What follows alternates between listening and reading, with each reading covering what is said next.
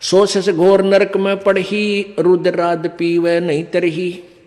मुख पर वचन करे परवाना, घर पर जाए करे विज्ञाना।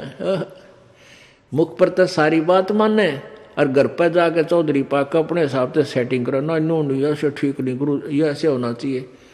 तो परमात्मा कहते हैं आप जीव हैं और जीव संज्ञा में ही रहना चाहिए आपने। परमात्मा की आज्ञा में कोई भी दोष नहीं निकालना चाहिए, फाइनल हो।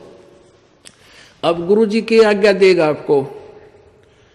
हम क्या आज्ञा देते हैं भाई? बीड़ी मत पीना, शराब मत पीना, तम्बाकू मत पीना, बुराई ना करना, चोरी मत करियो, रिश्वत मत लेना, भगवान पर विश्वास रखना, भक्ति करना, आनुपाशा मत करना। और ये सारी ही ना करने की है और ये आज्ञा पालन करने की है। और ये भी नहीं करोगे फिर भगत कैसे? व्यर्थ। मुख पर वचन करे परमाना, घर पर जाए करे विज्ञाना। जहां जावे ता निंदा करही, सोच से घोर नरक में पड़ही। ऐसे शेष को ठाहर नाही, गुरु विमुक्त लोचत मन माही। वेद पुराण कहे सब साखी, साखी शब्द सब है यूं बाकी। मानुष जन्म पाए कर खोवे है, सतगुरु विमुखा युग युग रोए। अब सतगुरु से विमुख होने वाला कहते हैं युग युग रोएगा। परमेश्वर आए थे सतगुरु रूप में, सन 1398 में प्रकट हुए थे बालक रूप में। और सन 1518 में वो परमात्मा 120 वर्ष रहकर सतगुरु की भूमिका करके सहस्रित गए थे।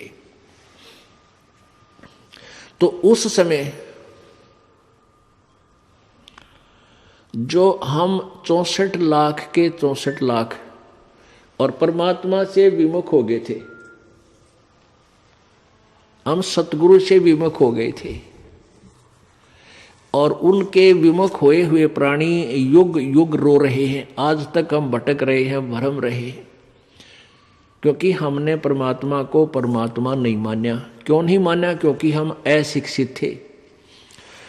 अशिक्षित होने के कारण हम उन गुरुओं की जो संस्कृत भाषा जानते थे, वेद पुराणों को पढ़ते थे, उन्हीं को हम विद्वान मानते थे। और वो कबीर परमात्मा जो हमें ज्ञान देते थे और जो ज्ञान वो संस्कृत भाषा के जानने वाले गुरु बताते थे, ऋषि बताते थे, वो कबीर जी के विपरीत था। कबीर जी का ज्ञान उनके विपरीत था और शास्त्रों के अनुकूल था। अब वो शास्त्रों के ज्ञाता माने जाने वाले ऋषि और ब्राह्मण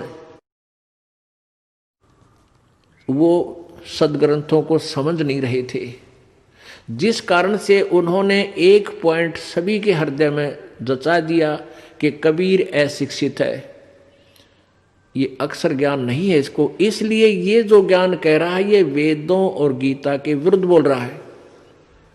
तो इस बात का दाव उन नकली गुरुओं संतों का लगा रहा कि भाई सचमुच कबीर जी तो अशिक्षित हैं, अक्षर ज्ञान नहीं, और ये जो संस्कृत भाषा बोलता है ये वेदों और पुराणों का जानकार है, क्योंकि वो सभी शास्त्र संस्कृत भाषा में लिपिबद्ध थे। जिस कारण से हम अपने भगवान को भगवान नहीं मान सके, क्योंकि हम वेदों और गीता को नहीं समझ सके। आज वेदों और गीता जी ने सिद्ध कर दिया कि कबीर भगवान है, और जिनको हम भगवान मानते थे वो नासवान है।